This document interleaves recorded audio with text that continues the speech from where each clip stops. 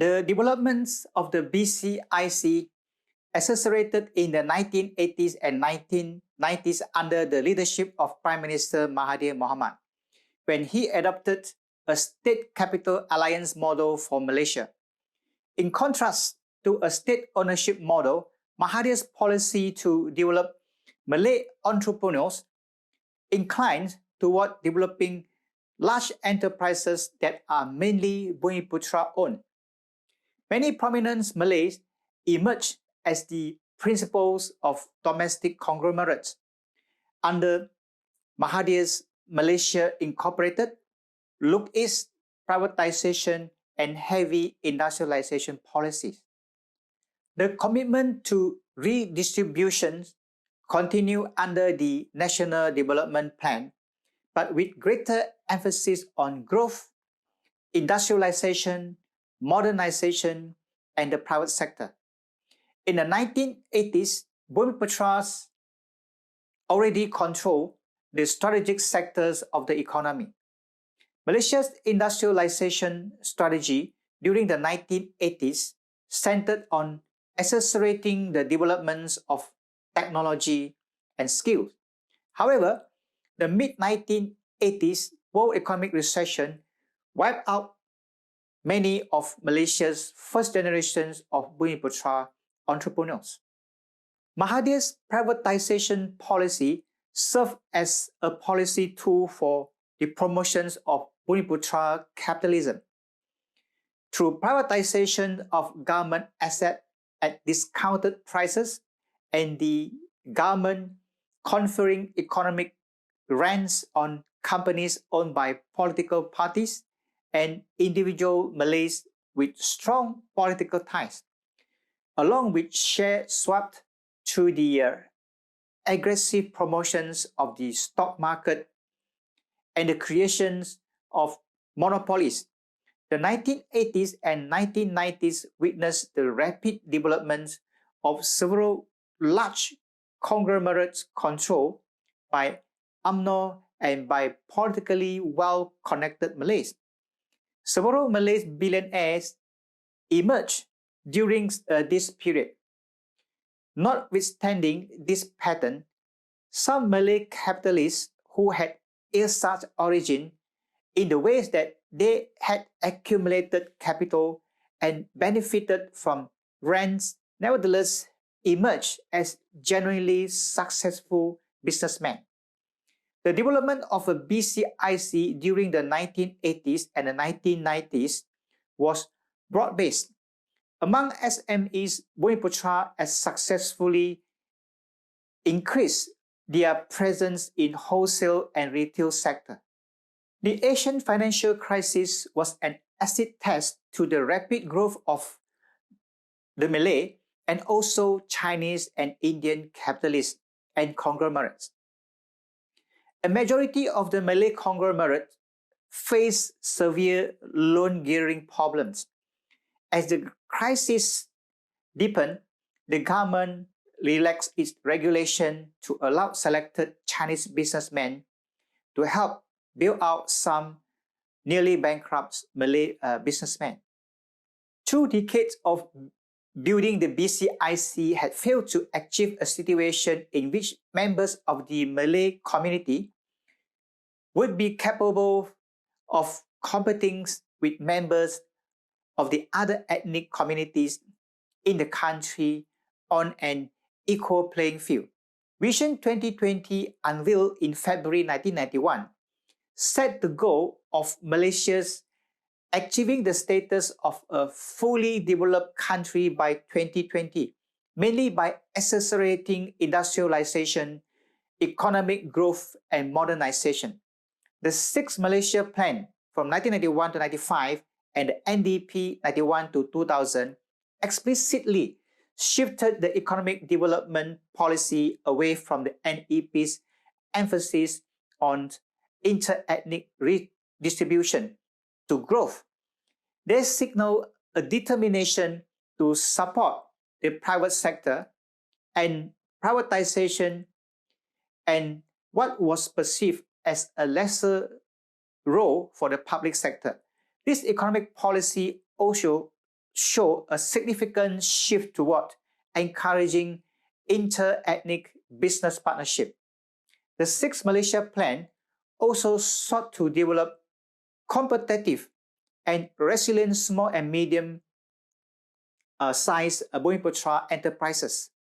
One important component of the NDP intended to keep Malaysia internationally competitive was to restructure industry to produce more technologically sophisticated and better quality goods, and thus to integrate them with the market of developed countries.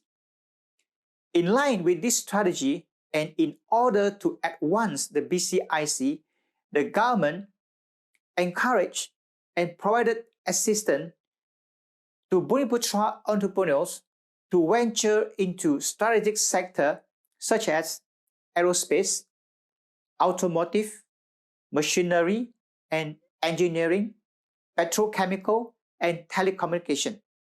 To enable the transfer of entrepreneurial skills to Bumiputera, it encouraged entrepreneurs to establish joint venture with non-Bumiputeras or foreign investors.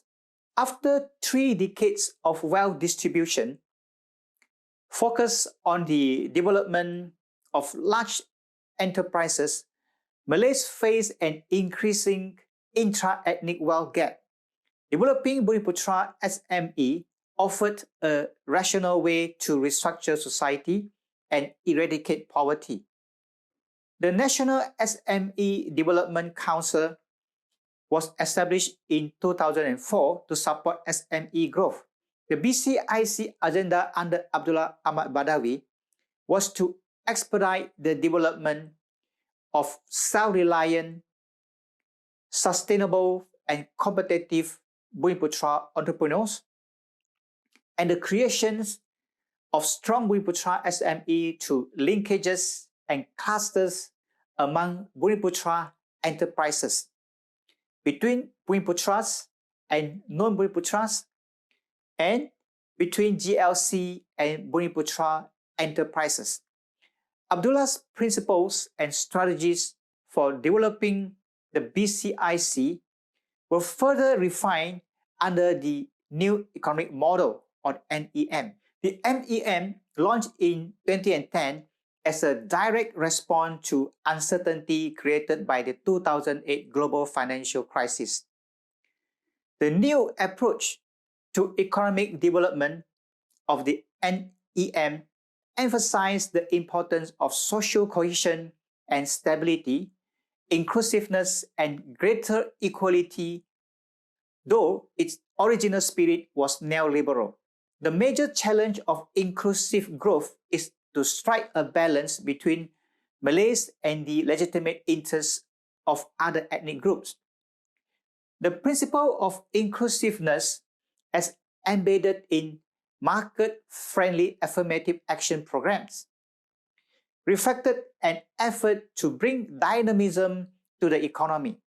It was to make Malaysia an attractive destination for foreign direct investment while maintaining the essence of the country's policy of affirmative action. It would take into consideration the needs and merits of the applicants and aim for the removal of rent-seeking activities. However, certain Malay NGOs have perceived the new approach of inclusiveness in fostering equal and fair economic opportunities as a challenge to Malay rights. Despite its policy commitment, the government has appeared incapable of overcoming strong resistance from those organizations, and it has decided to reintroduce the NEP's 30% Bumiputera equity goal without an expiry date. To achieve high economic growth, the government has identified policy measures to re-energize the private sector, create a competitive domestic economy, and enhance the sources of sustainable growth.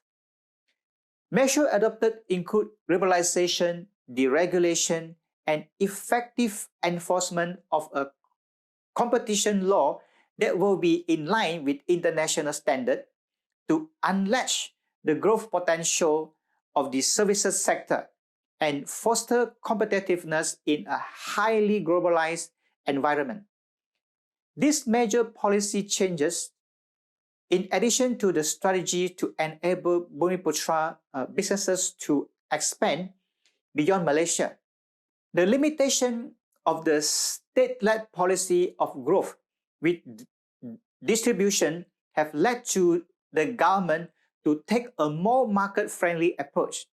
The liberalization of the services and financial subsector are necessary to internationalize Malaysia's financial services sector and its capital market.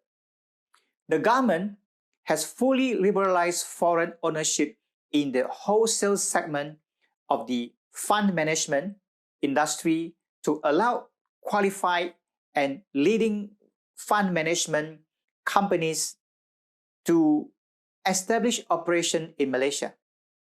This move toward deregulation and liberalization aim to foster the greater internationalization of Malaysia's capital market.